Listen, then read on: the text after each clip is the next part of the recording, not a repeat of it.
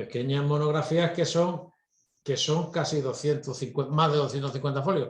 Hace pequeñas monografías y ahora acaba de realizar una que yo considero muy interesante sobre, lo leo, la revisión jurisdiccional de los actos de calificación de las pruebas selectivas para el acceso al empleo público. Bien, es verdad que nosotros, como gestores públicos, en la inmensa mayoría de los casos, no somos administraciones y, por lo tanto, el acceso a nuestro personal no está sometido a oposición, pero sí que está sometido a principios de mérito, capacidad y no discriminación, y que muchas de esas veces convocamos oposiciones, convocamos criterios selectivos a los que se nos aplican perfectamente muchas de las reglas que nos va a explicar ahora Ricardo, y que además ahora estamos inmersos casi todos, que tendríamos que tener ya hasta publicados y organizados antes del 31 de diciembre, los procesos de estabilización en el empleo en nuestras sociedades, y que bueno, que ha habido infinidad de dudas sobre los baremos, los no baremos, los criterios y demás.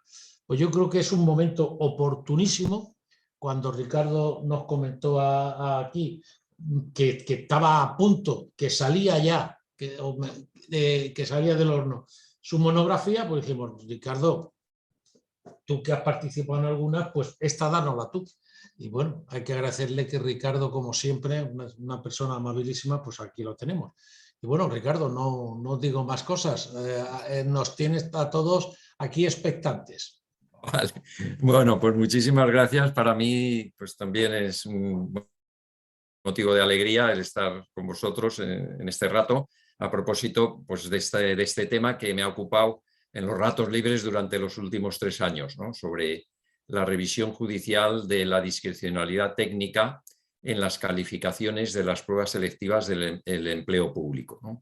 Y me ha interesado porque es una jurisprudencia que está bastante bien articulada, que se ha ido desarrollando conforme se ha ido ampliando los criterios de revisión judicial de las pruebas selectivas, una jurisprudencia numerada, seriada, que ha alcanzado ya pues, unas dimensiones verdaderamente notables, hasta tal extremo que ya no se enumera, sino que van apareciendo complementos de esa jurisprudencia y que suponen en su conjunto pues, una renovación de la doctrina del Tribunal Supremo sobre el enjuiciamiento, el adecuado enjuiciamiento de los actos de órganos técnicos de selección donde se concentra el juicio técnico de los órganos de selección. O sea, allí donde está el núcleo de la discrecionalidad técnica, que es el espacio de más difícil revisión, como todos sabemos. Ahora haremos una breve descripción de esos pasos. Pues realmente en su conjunto supone, a mi modo de ver, un avance importante en la justicia administrativa, que cada vez va como horadando más ese núcleo técnico hasta que a veces pues es casi como el núcleo de un reactor nuclear que está fundido, que se funde por la presión de los criterios de control que el tribunal establece y que determinan, como vamos a ver, pues no solamente anulaciones de actos, sino sustitución pura y dura de la administración. Sin ningún empacho, casi sin pedir permiso, simplemente aplicando criterios jurídicos, ¿no? Y ahí es donde está el avance. Entonces, el esquema de la intervención, que espero son las 2 menos cuarto, es un día ya casi previo a Navidad, ha venido la lotería, no sé si habrá acabado, quiero que no sobrepase la media hora o los 35 minutos, ¿no? Pero eso quiere decir que a lo mejor tenemos que ir un poco telegráficamente y no entretenerme en divagaciones, ¿no?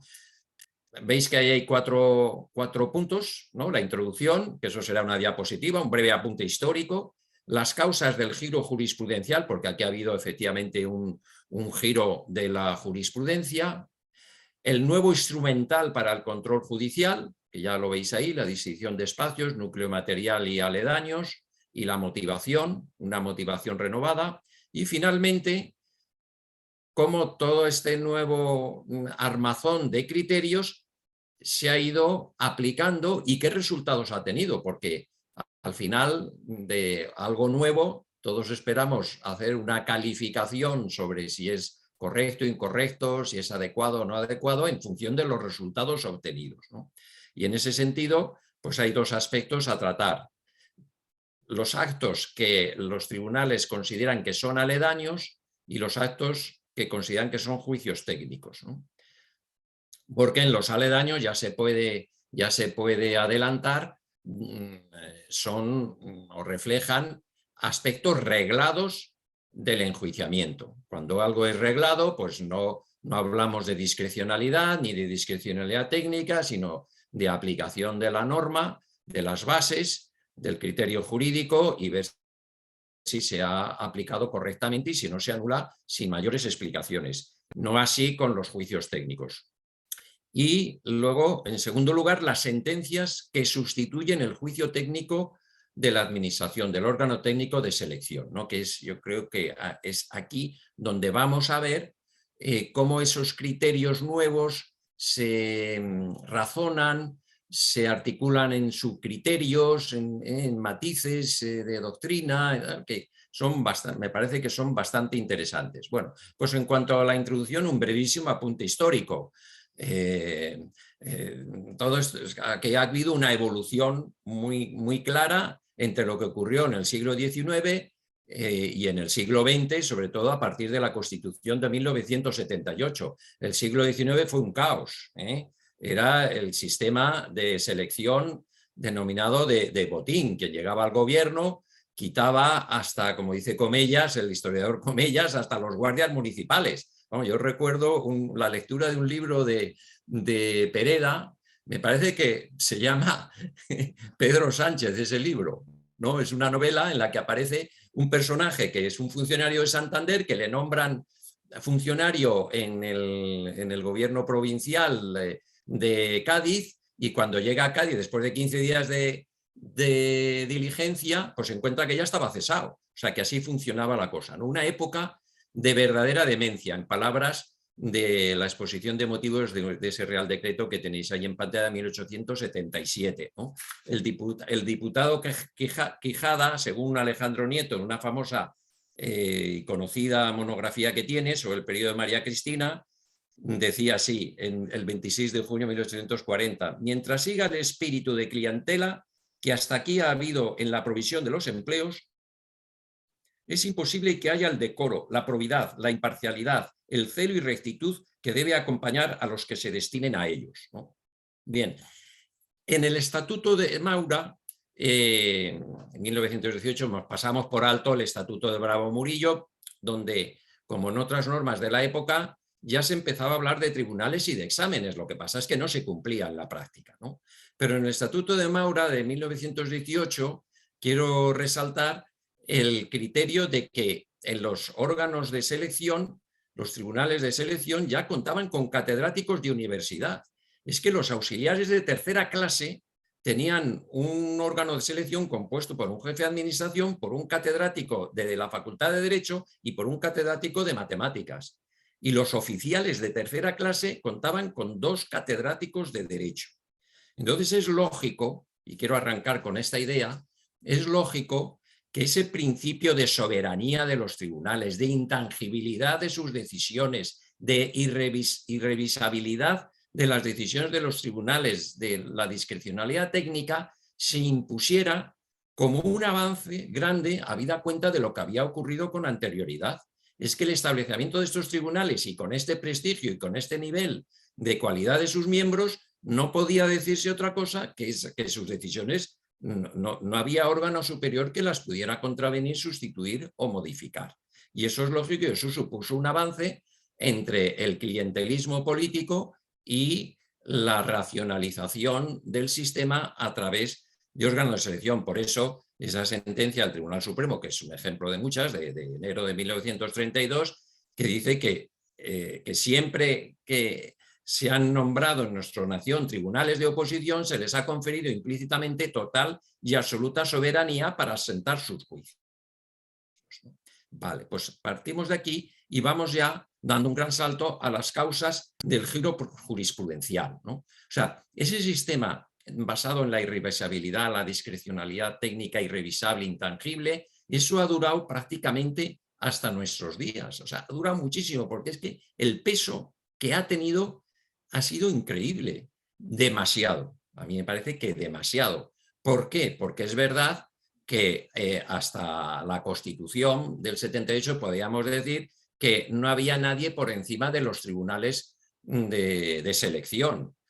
Pero es que ha sido 2 décadas después de la Constitución, o 3, que, porque claro, 78, 88, 98, 2007, casi 3 décadas, la nueva jurisprudencia empieza en el año, en mayo de 2007, se puede situar la primera sentencia. Ha sido 30 años después de la Constitución que todavía los tribunales seguían hablando de discrecionalidad y de irrevisabilidad.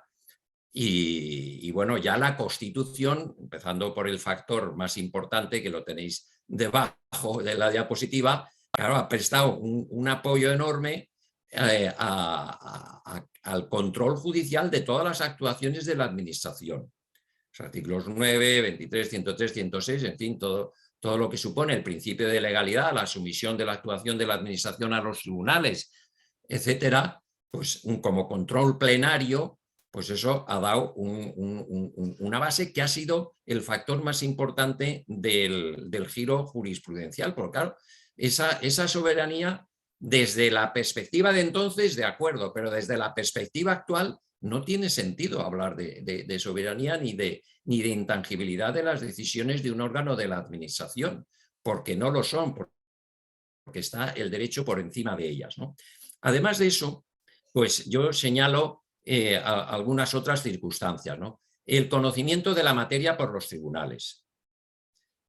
Indudablemente, la litigiosidad en temas de función pública de personal es enorme. Los tribunales acaban siendo verdaderos expertos en todos los entresijos de lo que supone un proceso de selección, y saben dónde están las debilidades, los errores, las arbitrariedades, intuyen las injusticias, los favoritismos que se pueden estar cometiendo, e incluso a lo mejor los pueden ver hasta probados, alegados, por supuesto, probados. Y entonces se encuentran cómo vamos a no decir nada, a cerrar los ojos ante esta realidad cada vez más frecuente de la vulneración por parte de esos actos de calificación de principios elementales de derecho. ¿Cómo vamos a cerrar los ojos porque hay un criterio que ya cada vez es más mítico de soberanía de los tribunales de selección? No podemos cerrar los ojos, ¿no? Y por eso pues, se ha ido cambiando la jurisprudencia ante también, otro factor, el uso abusivo del argumento de la discrecionalidad técnica irrevisable. Esto es normal en las administraciones, incluso en nuestros días. No, es que el tribunal no puede entrar porque esto es discrecionalidad técnica de los órganos de selección. Y punto, y ya no se entra. Y entonces, pues claro, se está denegando, si se hace caso a esto, se estaría denegando una actuación justa por parte de los tribunales, porque es como un a priori, una puerta que está absolutamente cerrada que impide transponerla para ver qué es lo que ha pasado dentro. Y eso no puede ser. La discrecionalidad técnica puede jugar, y es lo que han venido a decir los tribunales, ya al final del proceso judicial, pero no antes. Una cosa se sabrá si es discrecional técnico o si no lo es, si es juicio técnico o si son elementos reglados, lo que llaman los aledaños, al final, una vez que se haya conocido todo lo que ha acontecido dentro del procedimiento de selección, pero no al principio, ¿no? Y luego también otro factor ya más personal para los tribunales, que es haber experimentado la arbitrariedad en el propio ámbito de la judicatura, porque han sido muy llamativas las sentencias del Tribunal Supremo en materia de nombramientos de magistrados de tribunales del Tribunal Supremo por parte del Consejo General del Poder Judicial. Y entonces ahí pues han visto que sí, con una motivación muy edulcorada, como muy aparentemente razonada, pero que escarbas un poco y dices, bueno, es que aquí han elegido a quien se ha querido, a quien estaba más o menos predeterminado. Y entonces el Tribunal Supremo dijo respecto a una sentencia de noviembre de 2007, no, a ver, primero, fuentes de conocimiento. qué actividades jurisdiccionales ha desempeñado, qué criterios se han establecido para examinar comparativamente las actividades jurisdiccionales de todos los candidatos y por qué unas actividades se han valorado más que otras. O sea, que ha ido como apretando la motivación del juicio técnico, articulando criterios para examinarlo más allá de que en un examen global de una serie de currículums, pues es muy fácil montar una motivación ad hoc para manifestar pues, que tal persona o tal otra pues, tiene mejores condiciones de idoneidad, ¿no? Bien, pues ya tenemos, burlando, ya tenemos dos apartados de los 4 que habíamos visto, ¿no? Bien, ya entramos en una fase de un desarrollo un poco más extenso, ¿no? Bueno, el examen de la jurisprudencia. Bien, aquí, claro, no puedo entretenerme mucho, pero ya os decía al principio que esta jurisprudencia es secuencial o por hitos, numerada, seriada, ¿no? Y tiene estas 5 fases. Reconocimiento de la legitimidad de la discrecionalidad técnica, la jurisprudencia inicial de la sala, esa sentencia del 89, la evolución jurisprudencial posterior, definición de espacios, la necesidad de motivar el juicio técnico y la fase final de la evolución jurisprudencial con la definición del contenido de la motivación. La primera es el reconocimiento de la legitimidad de la discrecionalidad técnica. Ahí tenéis algunas sentencias que lo dicen, no la vamos a leer, simplemente que lo sepáis porque, a ver, aquí en este reconocimiento de la legitimidad y en esta jurisprudencia inicial, lo que se viene a decir es como unas etapas preparatorias para lo que va a venir después. Lo que va a venir después ya es el establecimiento de unos nuevos criterios para enjuiciar todas las actuaciones de los órganos de selección y que el punto de partida pues sigue siendo el reconocimiento de la legitimidad de la discrecionalidad técnica. No pensemos que con esto pues se está sacralizando o santificando la discrecionalidad técnica, ni mucho menos, simplemente se está diciendo que bien. Hombre, entre paréntesis os tengo que decir que esta doctrina, con ser avanzada, con ser interesante, nunca es una rotura respecto de la anterior.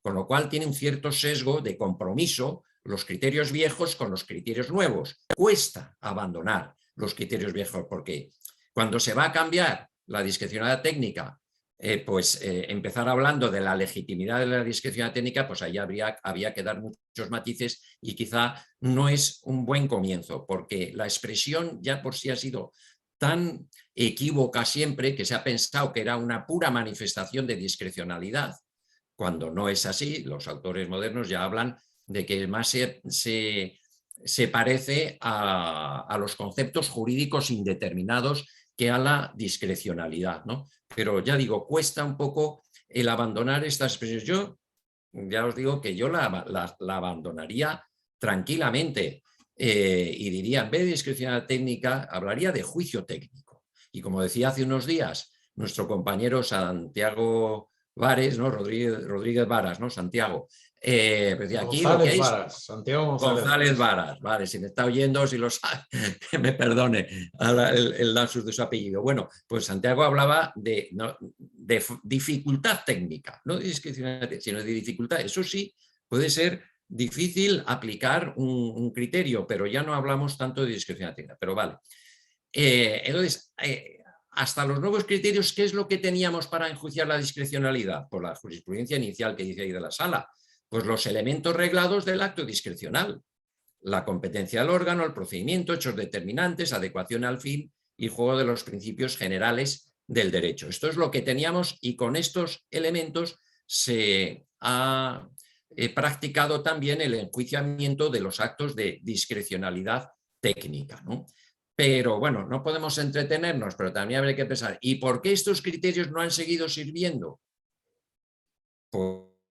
Pues bueno, porque cuando pienso yo, dicho llanamente y rápidamente, porque cuando se dice, como se encabeza en esta nueva doctrina, que se quiere renovar el control judicial respecto y perfeccionarlo respecto de este tipo de actuaciones administrativas, pienso yo que lo lógico es también cambiar un poco el contenido del envoltorio del control, ¿no? Emplear como nuevos criterios que sirvan de acicate, de nuevo instrumental, porque si empleas los antiguos, pues al final puede suceder que se agosten en la práctica y que realmente no se consiga el avance, ¿no?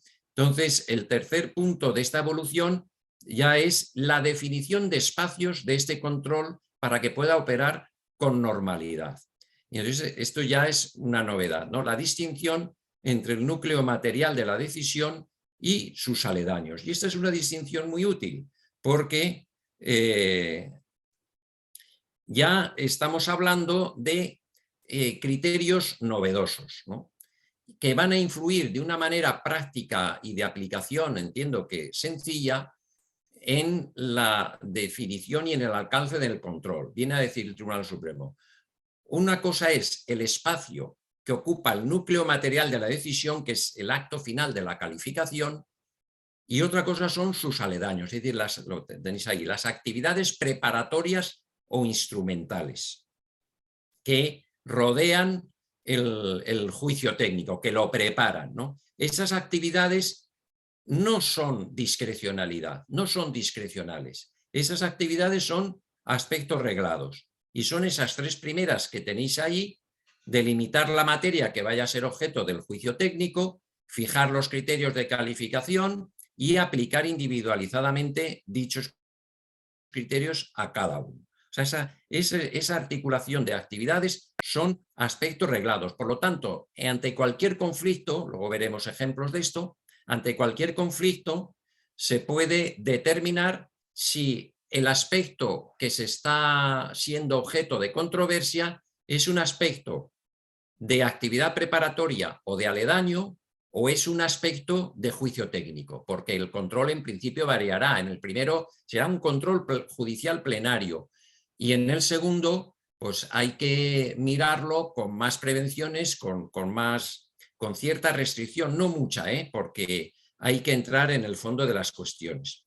Bien, pero digo, son aspectos reglados. Y la doctrina incluye también ahí en los aledaños, como veis, lo que llaman las pautas jurídicas, que no son otra cosa que principios generales del derecho: el derecho a la igualdad, los principios de mérito y capacidad y la interdicción de la arbitrariedad. Yo en la monografía esto lo critico porque me parece que, primero, las pautas jurídicas. A ver, degradar la denominación de principio general del derecho a una pauta, pues ya por el lenguaje, no, aunque sea expresivo lo de pauta, pues no termina de gustarme, pero bueno. Pero lo fundamental, a mi modo de ver, es que estos principios jurídicos son ordenamiento jurídico, por lo tanto son parámetros que van a servir para enjuiciar las actividades preparatorias. Eso sí lo considero como auténticos aledaños, elementos reglados. Por eso en la monografía, cuando clasifico los aledaños, hablo de aledaños propios, los primeros, y de aledaños impropios, los segundos. Pero bueno, eso es una disquisición un poco más académica que no vamos a insistir en ella, ¿no? El cuarto punto es la necesidad de motivar el juicio técnico. Porque una cosa es el núcleo del juicio técnico, dice el Tribunal Supremo, sobre el que opera esa clase de discrecionalidad, y otra diferente, la obligación de explicar las razones de ese juicio técnico, cuando expresamente hayan sido demandadas o cuando se haya planteado la revisión de la calificación que exteriorice ese juicio técnico, ¿no? Yo creo que la idea está bien expresada y me parece súper correcta, y yo creo que poco hay que añadir. Ciertamente, en esta jurisprudencia establece dos casos que tendrían que generalizarse, pero bueno, la jurisprudencia también atiende a un problema práctico y hay que pensar que en una oposición masiva pues no puedes estar motivando expresamente cada una de las calificaciones, porque entonces no acabaríamos nunca. Pero ojo, cuando alguien pida la revisión o cuando alguien recurra una calificación, entonces sí estás obligado a motivar, porque dice que sería intolerable en no hacerlo, ¿no? Es verdad que eso tiene el riesgo de que una vez que se ha puesto una calificación, cuando se trata de revisarla, pues ya la objetividad, la imparcialidad del tribunal, pues no es la misma, porque la tendencia natural de los órganos de selección es a mantener sus calificaciones. Y ahí no hay otra cosa más que esperar de la probidad del tribunal, y decir, bueno, pues se revisa y si me he equivocado o si no he tenido en cuenta todos los aspectos o un conocimiento mejor de los ejercicios me lleva a otra conclusión, atiendo la revisión y eso no supone ningún desdoro para nadie. Pero bueno, tiene ese riesgo, ¿no? Y luego ya la fase final es la reglamentación del contenido de la motivación. Esto también es novedoso y esto para mí es lo más importante y por eso me atrevo a hablar de creación judicial del derecho, porque aquí los tribunales han establecido un contenido de la motivación que no está ni en la ley ni en los reglamentos, que se la han inventado para prevenir calificaciones arbitrarias o que basadas en una discrecionalidad técnica ya trasnochada, pues den 4 capotazos al razonamiento y lo entiendan motivado. Pues eso ya no es así, porque tienen que expresar, la motivación tiene que expresar estos 3 aspectos: el material o las fuentes de información sobre las que va a operar el juicio técnico, consignar los criterios de valoración cualitativa que se utilizarán para emitir el juicio técnico y expresar por qué la aplicación de esos criterios conduce al resultado individualizado que otorga la preferencia a un candidato frente a los demás. Esto ya es constreñir la actuación del tribunal y decir, usted tiene que justificar la calificación en estos 3 aspectos. Y hay sentencias que si ven que no lo hacen así, anulan la calificación sin más por no haber aplicado este criterio, ¿no? Esto lo podemos ver en este gráfico. Primero, bueno, vamos a ir al segundo porque está el primero más el segundo, ¿no? En el primero, bueno, ya veis que no están bien hechos los círculos, pero bueno, que hay algún fallo también ahí de conexión. Bueno, de abajo arriba tenemos primero delimitar la materia, segundo fijar los criterios de calificación, el círculo así azulito, tercero la aplicación al caso y cuarto el núcleo material de la decisión. Y veréis que estos aledaños se corresponden perfectamente con el contenido de la motivación, que es la última fase de la doctrina jurisprudencial. Delimitar la materia, pues hay que expresar las fuentes de conocimiento o de información, el material de las fuentes de conocimiento y de información sobre las que va a operar el juicio técnico. Ahora me entendé brevemente en esto porque este punto va a ser objeto, espero, de un desarrollo en un artículo de revista o similar, ¿no? Porque para mí es novedoso y sería muy interesante que esto se desarrollara adecuadamente. Segundo, consignar los criterios, eso todos lo conocemos, pues son según el tipo de ejercicio, si es escrito o oral, pues será la claridad de expresión, la capacidad de comprensión, la escritura correcta, etcétera, etcétera. Y ya la aplicación al caso, que es justificar por qué la aplicación de esos criterios conduce necesariamente a una puntuación determinada con preferencia de unos sobre otros. Y así es como se está realizando realmente el juicio técnico, porque esta motivación, que también se configura como aledaño, en el sentido que es un elemento reglado que no puede faltar, toda va dirigida a que el juicio técnico esté realmente justificado, ¿no? Bien, no me voy a entretener, pero bueno, sí, vuelvo a un momento anterior. Simplemente esa primera delimitación de materia, si alguien tiene alguna idea, pues que me la transmita, pero a ver, ¿de dónde procede esto? ¿Y qué desarrollo puede tener en las oposiciones? Esto procede de los concursos justamente para magistrados del Tribunal Supremo, donde el material que se utiliza como fuentes de conocimiento e información sobre las que va a operar el juicio técnico es el material documental que aportan los propios magistrados o, por extensión, en un concurso entre funcionarios los que aportarían del currículum para méritos de los funcionarios. Pero ya digo, esto procede de los magistrados del Tribunal Supremo, donde dices que son las actividades jurisdiccionales, las sentencias que han puesto, o extrajurisdiccionales, pues publicaciones, enseñanza, lo que sea, lo que se va a juzgar. Eso es el material o fuentes de conocimiento. Y ahí es donde tienen que justificar qué criterios han utilizado para seleccionar un material respecto de otro y cómo el juicio que hacen es equilibrado respecto de todos los demás. Bien, esto en las oposiciones tiene mayor problema porque, claro, aquí no hay un material que aportan los interesados. Serán sus exámenes, serán los temarios, pero para mí estas fuentes de información y conocimiento, y veo que hay aquí un punto de posible debate y de posible desarrollo de esta doctrina jurisprudencial y de reflejo legislativo, que mejoraría mucho la seguridad jurídica de los opositores, es decirles, miren ustedes, este temario, las preguntas que se les va a hacer, se van a corregir de acuerdo con este material informativo de conocimientos. No les diremos que vamos a utilizar un manual determinado, porque eso sería una cuestión ad personam que no puede ser, ¿no? Pero sí, pues protocolos de actuación, material que las administraciones hayan aprobado. Si es un plan de urbanismo, pues tienen que conocer bien el plan de urbanismo y con arreglo a esto les vamos.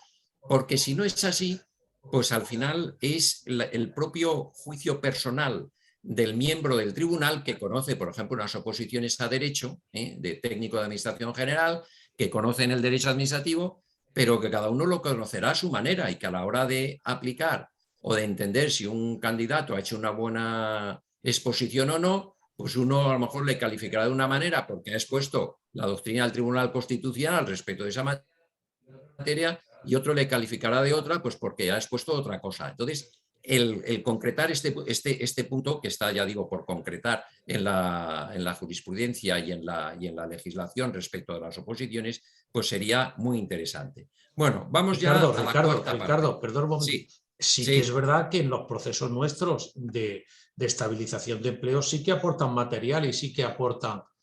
Luego ahí sí que se puede aplicar perfectamente estos criterios. Pues me alegra que me lo digas, ya me lo concretarás y me dirás exactamente qué fuentes de conocimiento aplican los tribunales para enjuiciar los ejercicios que pongan. Bueno, con las valoraciones, sí. Yo veo que en algunos casos, esto no lo he indagado así muy a fondo, porque claro, habría que consultar convocatorias concretas, etcétera, pero sí que he visto en algún caso pues, que algo se ha mencionado, pero me parece que está todavía por explorar y por desarrollar, ¿no? Desde luego en la legislación, estos criterios del Tribunal Supremo, todavía que yo sepa, no han pasado a ninguna legislación ni estatal ni autonómica, ¿no? Entonces, por ejemplo, veis ahí en amarillo estos de sentencias que he manejado, qué cuestiones son aledaños y que no son juicio técnico. Pues, por ejemplo, desvirtuación de unos informes en materia de prueba, eso no es juicio técnico. La fijación de un criterio de calificación, eso no es juicio técnico. El contenido sí. O sea, un tribunal puede decir, pues este criterio pues será este o este otro, tal, pero fijar un criterio, eso es elemento reglado. En principio no puede haber un enjuiciamiento sin criterios previos. Y si no los hay en la convocatoria, es sabido que el tribunal los puede poner, pero debe de publicitarlos con anterioridad. La motivación de una calificación de un ejercicio práctico no es discrecionalidad, no es juicio técnico. La vulneración de la base de la convocatoria tampoco. La fijación del criterio de valoración de un determinado mérito es una actuación preparatoria, es un aledaño. Las comprobaciones matemáticas o aritméticas son ajenas a la discrecionalidad técnica. La programación didáctica que en el proceso selectivo litigioso es aplicación reglada de las bases. Una pregunta es cuestión de aledaños. O sea, aquí hay puntos en los que con la doctrina anterior de la jurisprudencia inicial de esta sala, pues seguramente se entenderían como discrecionalidad. Una pregunta, pues una pregunta del tribunal es una cuestión discrecional. Pues mire, no. Una pregunta es cuestión de aledaños. La comprobación de si una publicación o publicaciones cumplen con los requisitos establecidos en la convocatoria para ser objeto de valoración. No es discrecional. Yo esto lo he visto muchas veces que sí que se ha entendido que es discrecional. la comprobación de si una publicación científica pues reúne los requisitos de la convocatoria, pues eso entraña una valoración técnica del tribunal que puede entenderse como perteneciente a su juicio técnico. Pues no, aledaño y por lo tanto elemento reglado. Las respuestas correctas de un test, puntuación que merecen, etc. La función del asesor, esto es muy interesante, la función del asesor no puede sustituir la del tribunal al no ajustarse a las bases ni a la transparencia definidos como límite de la discrecionalidad técnica. A veces los tribunales, por ejemplo, en pruebas psicológicas, pues se han contratado un equipo asesor, una consultora y le dejan hacer absolutamente. Y no, el tribunal tiene que controlar que se cumplen todos los criterios y corregir, si es el caso, motivadamente la actuación del psicólogo o de la psicóloga. Un informe de valoración cae dentro de los aledaños en tanto que actividad preparatoria. O sea que, como veis, esto está sirviendo para el enjuiciamiento de las pruebas de selección. Porque es muy fácil ya para un órgano, para un juzgado que tienen pues muchísima litigiosidad en materia de personal, el partido, a ver, ¿esto qué es? ¿Esto es aledaño o esto es juicio técnico? Como ya se ha generado una doctrina y unos precedentes como los que acabamos de ver, que todos ellos tienen su respaldo en la correspondiente sentencia, aunque no la he puesto ahí, pues ya les resulta fácil. Es que también a los juzgados, a los jueces, hay que pensar que les resulte fácil el enjuiciamiento. Porque si no es con criterios prácticos como los que hemos expuesto, aunque puedan entrañar también una mayor dificultad en la aplicación, hombre, entre paréntesis, indudablemente, no es lo mismo decir, yo aquí no entro porque esto era discrecionalidad técnica, con lo cual te evitas un trabajo de enjuiciamiento notable, a decir, no, voy a entrar en las pruebas, voy a entrar en el examen de todos los documentos, tengo que visionar el vídeo de las entrevistas si es que se ha practicado, tengo que ver, eso supone un trabajo enorme, pero es que si queremos hacer justicia y entrar en el fondo de la cuestión, no hay más remedio que arbitrar pues mayores tiempos de dedicación. Vale. Entonces vamos ya con el último punto, que van a ser 2 diapositivas o 3, pero nada, lo voy a decir brevemente porque ya casi es la hora y luego nada, pasaré rápidamente a las diapositivas de algunas sentencias donde veremos alguna cara conocida. Bueno, ¿cuál es el resumen a modo de introducción de la sentencia sustitutoria? La idea que ya después de toda esta justificación pormenorizada, con estos criterios de justificación que hemos ido viendo, se llega ya al juicio técnico y los tribunales, si no se han cumplido las expectativas de motivación que establece la doctrina jurisprudencial, anulan y sustituyen a la administración tranquilamente. Entonces, ¿cuáles son los puntos en los que esta doctrina se puede sintetizar máximamente, ¿no? Y señalo aquí 3, 6, 9. Vale. La superación del dogma de la no sustitución por el juez de las apreciaciones del órgano calificador sobre los ejercicios de los aspirantes. Bueno, eso con lo que hemos dicho ya lo podemos entender como superado. Luego añadiremos alguna cosa de una sentencia de Díaz Delgado y del libro del gran maestro del derecho administrativo García Enterría. Segundo, no se trata de los propios conocimientos del juez, sino de los conocimientos que se aportan al proceso, en particular las pruebas periciales. Perdonad que doy un salto aquí a la sentencia de José Díaz, conocido por todos nosotros porque he sido magistrado aquí muchísimos años, donde cómo hace frente a este pensamiento débil consistente en decir, no, es que el juez no es técnico y no puede sustituir a la administración porque él no tiene conocimientos para poder puntuar un determinado ejercicio. Digo que es un pensamiento débil porque lo que tenéis ahí en negrita, dice José Díaz en esta sentencia de 2010, evidentemente el juez u órgano colegiado no puede imponer sus conocimientos sobre los de la administración, una cuestión técnica, pues carece de elementos de conocimiento necesarios, pero sí que puede y debe admitir toda clase de pruebas y especialmente la pericial, que pueden demostrar el acierto o el error de la administración. O sea que aquí no se trata, ya termino esto con el libro de García Enterría que tenemos aquí, donde explica en 4 líneas la diferencia que hay entre pensar que el juez no puede reproducir en vía judicial el procedimiento administrativo, porque eso supone desconocer lo que es el procedimiento administrativo y lo que es el procedimiento judicial.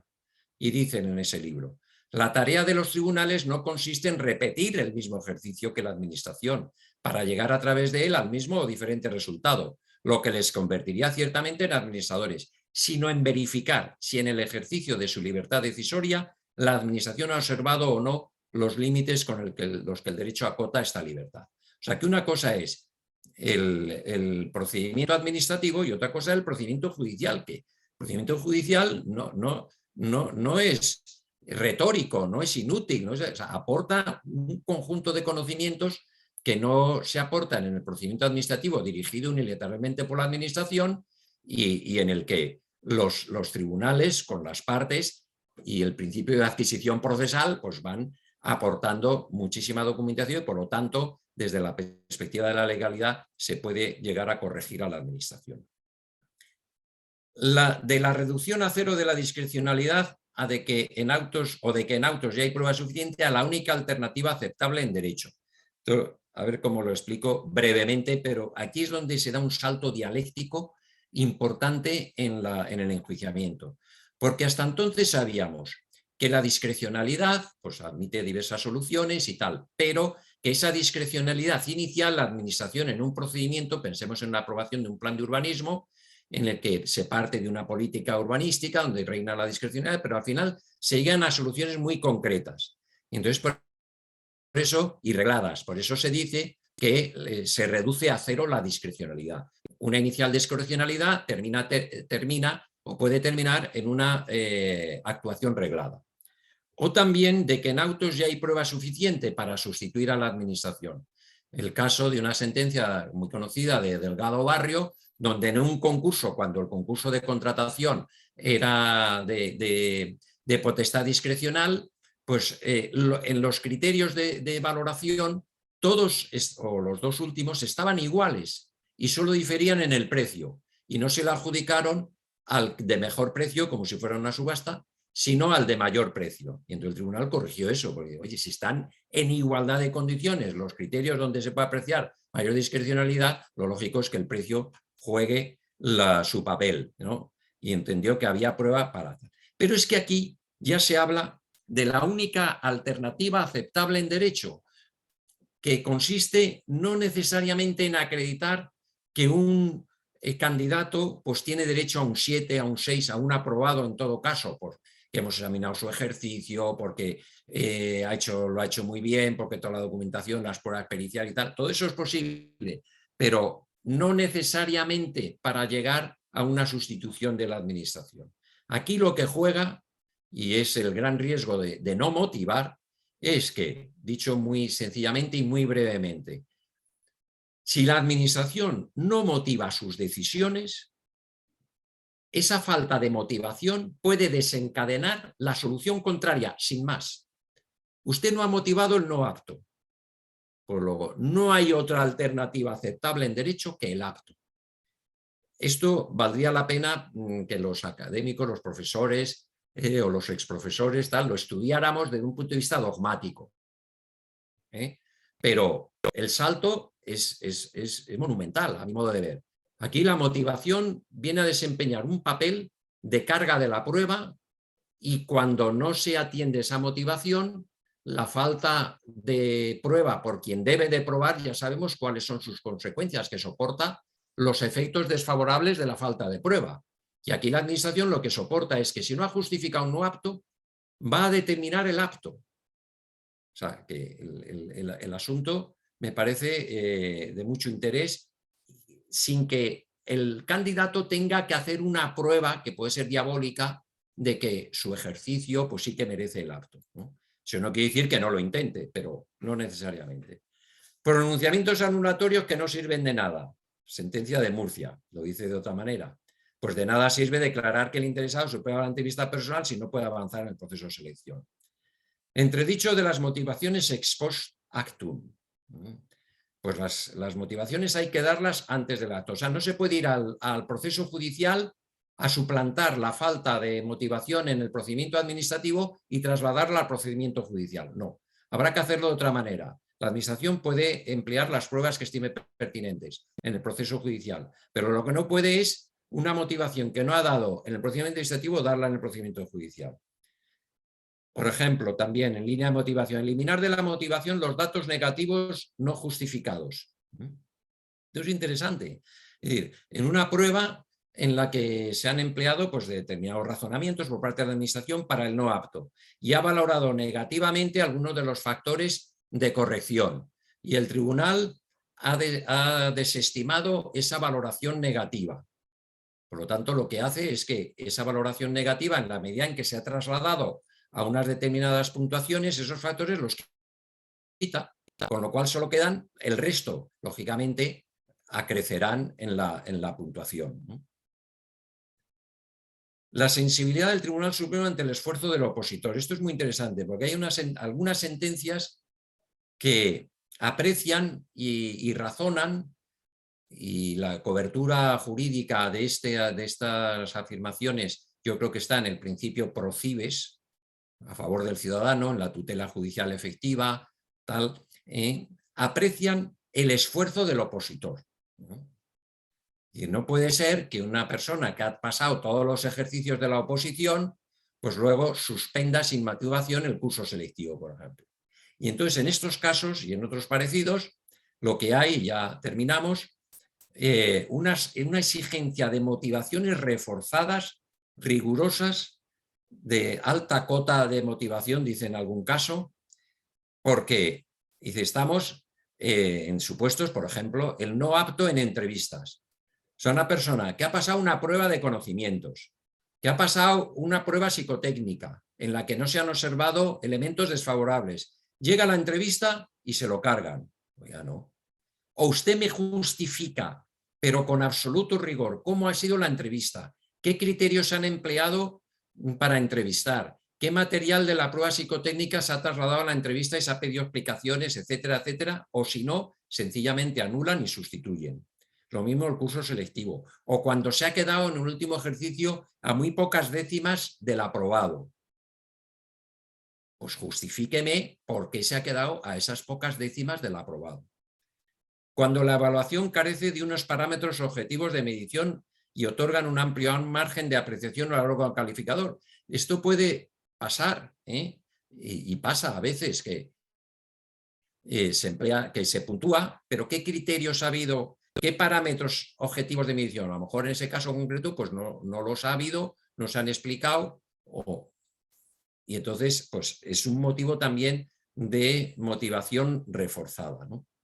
Pues bueno, con esto, como ya es muy tarde, pues aquí tengo algunas otras, en fin, sentencias de todo, pero he trasladado a estos breves criterios el resultado de esos criterios en la sentencia, ¿no? Los he trasladado al resumen introductorio para que resulte porque más liviano y más sintético. Pues nada, estoy a vuestra disposición si queréis hacer alguna pregunta o algún comentario. Ricardo, muchas gracias, y ahora en todo caso si alguien quiere plantear algún tipo de... Os he de decir que se queda grabada tanto la conferencia como nos dará Ricardo su ponencia, porque es interesantísima. Hemos ido muy deprisa, pero ahí hay cosas muy interesantes. Pero aparte de eso, si alguien tiene alguna pregunta o alguien quiere alguna cuestión, es el momento. Tenemos aquí a Ricardo que de esto sabe.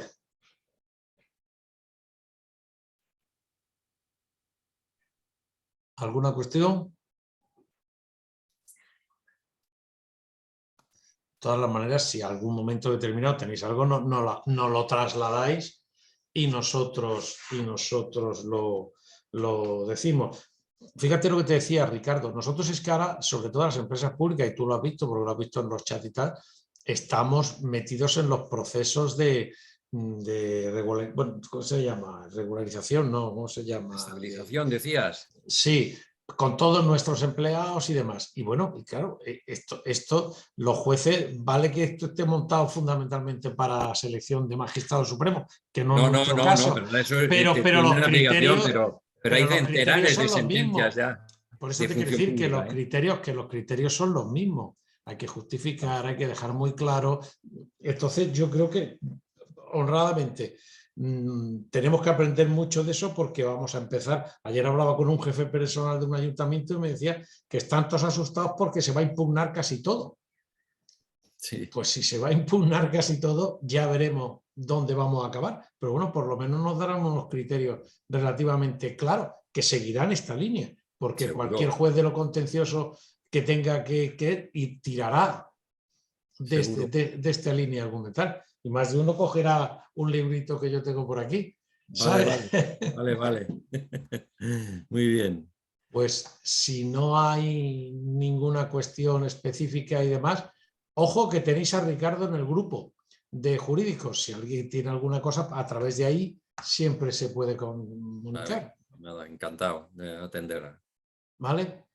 Muy bien. Pues nada, si no hay nada, felices Navidades, comer poco, que ya muchos de nosotros ya no tenemos edad para coger empachos de críos chicos y eso.